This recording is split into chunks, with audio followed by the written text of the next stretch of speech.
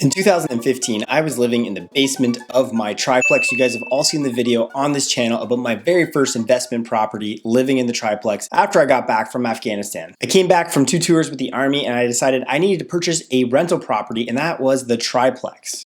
I lived in the basement of that one for free and rented out the other 2 units above me. But then it happened. I needed another place to go. I was told I needed to grow up a bit and not live in the basement. So what did I end up doing? I decided to buy a duplex. And back then I was not a real estate agent, so this was only my second offer on a property ever. On the triplex, I had decided to put in an offer and there was 7 other offers, and I ended up getting that deal. And my agent was very surprised because there were so many offers. I did $17,000 over the asking price and I got the deal. This duplex was in the same neighborhood, so I decided, okay, let's go check this one out. It was a pretty solid property. I still really didn't know everything about it. I asked if it had a rental license. It actually did. What attracted me about this duplex was that one of the units was becoming vacant and that I could buy it and be owner occupied in the building. So I was living for free in the triplex, and then I could just purchase this duplex, rent out the bottom unit at the triplex, and still live for free at the duplex. Definitely thought it was a win-win. I put an offer in and I found out there was 2 other offers on this property. I ended up offering $11,000 over the asking price, not really having any strategy except for, okay, there's only 2 other people, let's see what happens. And just like in my triplex, my agent had put a lot of conditions down. He put financing and home inspection.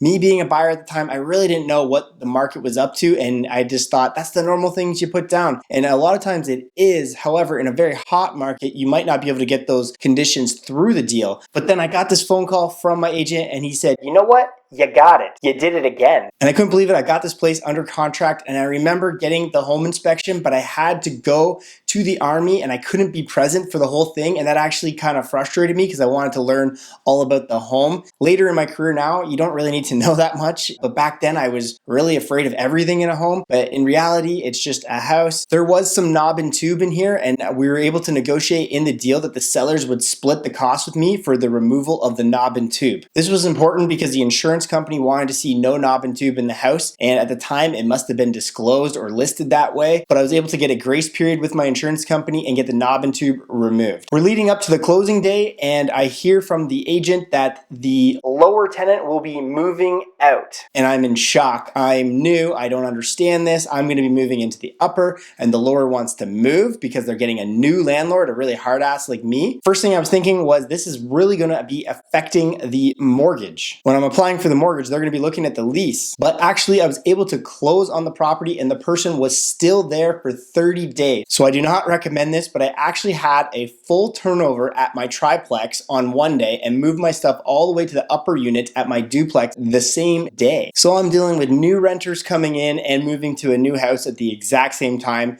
Crazy, and somehow he actually got it done. I don't know how. I do not recommend that. I would have closed on a different date, but I thought, let's just close on the exact same date. It would save me from getting a hotel. But I get the new tenants into my triplex and I move over to the duplex and move upstairs and eventually meet the tenant that already had given their notice to leave because the big bad landlord's moving into the house, and they find out, okay, I wasn't that bad, but they already said that they were leaving and I was gonna have a vacancy. So now we always say, problems or profits. But back then I was a little bit stressed. But I took the time to move into that upper unit, really stage it, not even unpack everything, and decide, you know what, I'm probably going to move into the other person's unit because there is some work that could be done in that unit. I ended up staging the upper unit and get photos, really junky photos, nothing that I do now with being a real estate agent, just some kind of a cell phone that we had in 2015 to take those photos. I do not recommend what I did. I was probably playing with the saturation and trying to make it brighter. So like, it was all in my head, but I didn't really know how to execute. I didn't know you could hire professional photographers or get better camera gear. And I started to do the rental ads, and I asked all the important questions like, what kind of pets do you have? Rather than, do you have a dog or cat? And I was able to find a pretty good tenant who ended up paying their rent and their hydro, and I was able to move into the bottom unit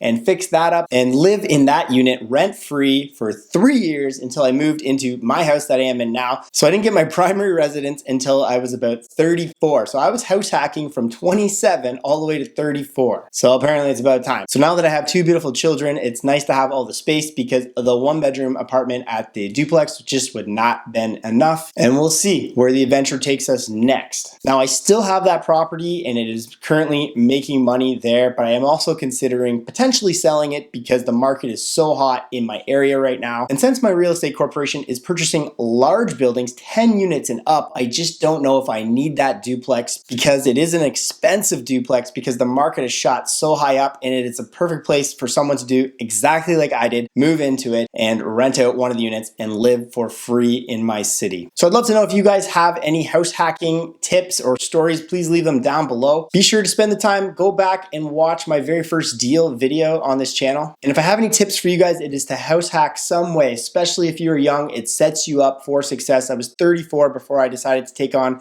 debt like this, and the only reason I have this and it doesn't even bother me is because my other rental properties pay for this. So buy a 5-bedroom house, live in one of the rooms, rent out the other ones, buy a duplex, buy a triplex, whatever you can do. House hacking or even rent hacking is one of the most important things you can do, especially if you guys are in your 20s right now. And as always, guys, if you want to see what I'm up to on Instagram, I post there every single day. So get over and follow me on Instagram at Jeff Wybo. And if you're new here, make sure you guys hit the like button, hit the subscribe button, and we'll catch you guys on the next video. Bye.